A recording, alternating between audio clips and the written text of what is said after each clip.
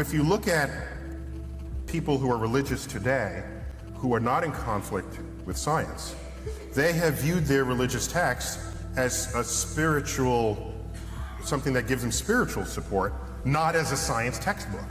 The conflict in society is when you have those who are still religious, who want to use their religious text as their access point to understanding the natural world. And persistent efforts of the past to make that happen have just simply failed. The Bible does not work as a science textbook. In fact, Galileo knew this, and he himself was a religious man. He's famously quoted as saying, "The Bible tells you how to go to heaven, not how the heavens go." So on that scale, the conflict comes about when that subset of the religious community feels threatened by scientific discoveries that are different from how they interpret what the natural world should be in the Bible.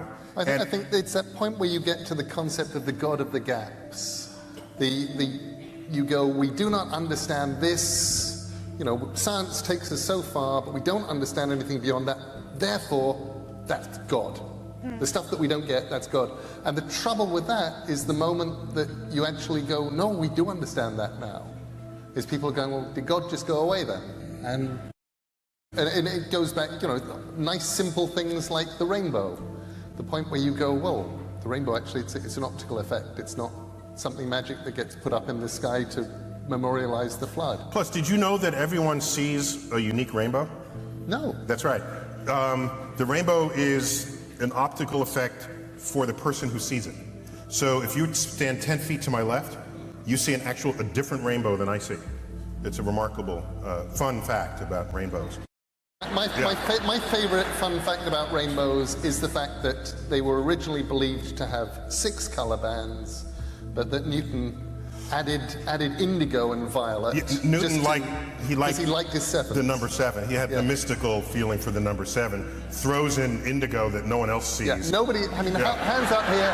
Who actually goes indigo, violet? There's the indigo. You don't. You just go purple. Yeah, exactly.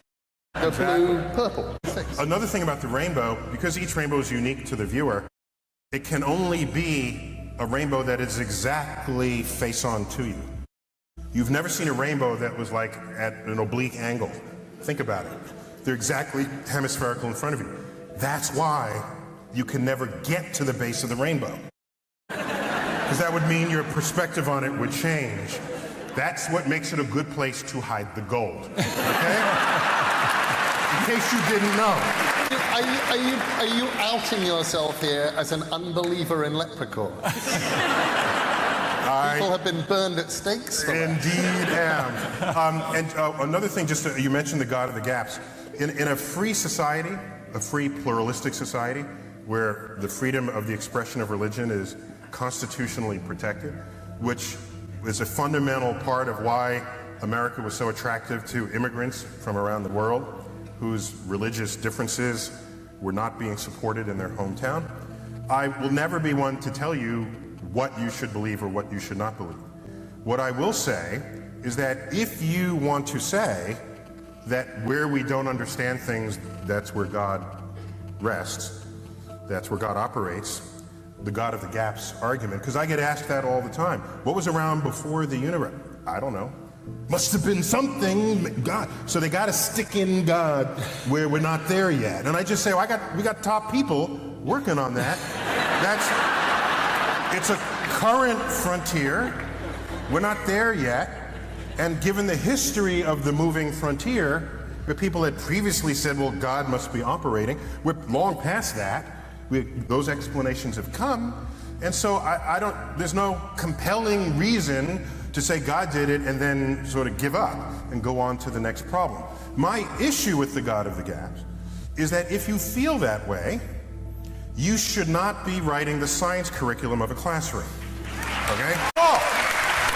Okay? Because if you do, you are undermining the very process of what science is all about. Because the God of the gaps principle is it's a philosophy of ignorance, whereas science is a philosophy of discovery. And that's an important distinction between the two. And if you remove that foundation for what builds science, you are undermining the capacity of your culture, of your nation, to compete technologically in this, the 21st century. So it is not without consequence to have conduct of that way.